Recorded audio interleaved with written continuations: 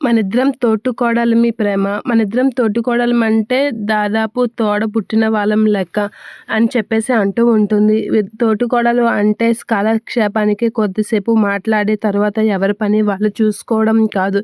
ఇద్దరు సరిసమానమే అని, ఇద్దరు అన్ని విషయాల్లో ఒకరి బాధలు ఒకరు పంచుకోవడం అని చెప్పేసి అంటూ ఉంటుంది. ఇక నీకు ఏ బాధ వచ్చినా సరే అది నాకు వర్తిస్తుంది అని చెప్పేసి అంటూ ఉంటుంది. ఇద్దరిమి తోటికోడళ్ళమే కదా అని చెప్పేసి తగులాడుకొని పక్కకి వెళ్ళిపోవడము అది అస్సలేం బాగోదు ప్రేమ.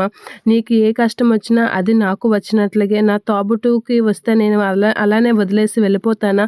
నీ వల్ల నాకేదో కష్టం వస్తుందని నేను ముఖం చూపించకుండా పక్కకి వెళ్ళిపోతే అది తోడుకోడళ్ళ బంధం అవ్వదు, మోసపూరితమైన బంధం అవుతుంది. అటువంటి బంధాన్ని నేను ఎప్పుడు నమ్మను ప్రేమ అని చెప్పేసి అంటూ ఉంటుంది. నువ్వు తెలిసి చేసినా తెలియక చేసిన తప్పు నీ మీద మాట పడింది అంటే అది నా మీద పడినట్లుగా నేను భావిస్తాను. నిన్ను ఎవరైనా ఏమైనా అంటే నన్ను అన్నట్లుగా భావిస్తాను. అలాంటిది నీకు నేను అండగా ఉంటాను ప్రేమ అని చెప్పేసి అంటూ ఉంటుంది నర్మద. ఇక నర్మద అయితే మనిద్దరం నువ్వు ఒక ఇంటి నుంచి వచ్చావు, నేను ఒక ఇంటి నుంచి వచ్చాను, కానీ ఇద్దరం ఇప్పుడు ఒకే ఇంట్లో ఉంటున్నాము అని చెప్పేసి ప్రేమతో నర్మద అనేసరికి ప్రేమ అయితే అలా చూస్తూ ఉంటుంది. ఇప్పుడు ఇద్దరిమి ఒకే ఇంట్లో ఉన్నాం కాబట్టి ఇద్దరిమి ఏ సమస్య వచ్చినా కలిసి ఎదుర్కోవాలి. నీకు నేను ఎప్పుడూ అండగానే ఉంటాను ప్రేమ అని అనేసరికి ప్రేమ అయితే లేచి వచ్చి నర్మదని హగ్ చేసుకుంటూ ఉంటుంది. నిజంగా అక్క, ఇప్పుడు స్వార్థంగా ఎవరి పని వాళ్ళు చేసుకుంటున్నారు, ఎవరిది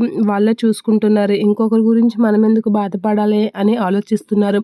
అలాంటిది నువ్వు నా గురించి ఇంత బాగా ఆలోచిస్తుంటే నిజంగా నాకు అక్కయ్య ఉంటే ఇంత బాగా ఆలోచిస్తుందో లేదో తెలియదు కానీ అక్క, నువ్వు నా గురించి అంత బాగా ఆలోచిస్తున్నావు అని చెప్పేసి ప్రేమ అయితే చాలా ఏడుస్తూ నర్మదతో అయితే తన ఫీలింగ్స్ని అయితే పంచుకుంటూ ఉంటుంది. ఇక నర్మద అయితే ఇక నుంచి ఏదైనా సరే నీకు నేను అండగా ఉంటాను ప్రేమ, ఎప్పుడు నాకు నీ వల్ల మాటలు వస్తాయని చెప్పేసి ఎప్పుడు ఇది అవ్వను, నీకు నేను అండగానే ఉంటాను, నేను బాగానే నా సొంత చెల్లిలా చూసుకుంటాను అని చెప్పేసి నర్మద అయితే ప్రేమకి అండగా మాట్లాడుతూ ఉంటుంది.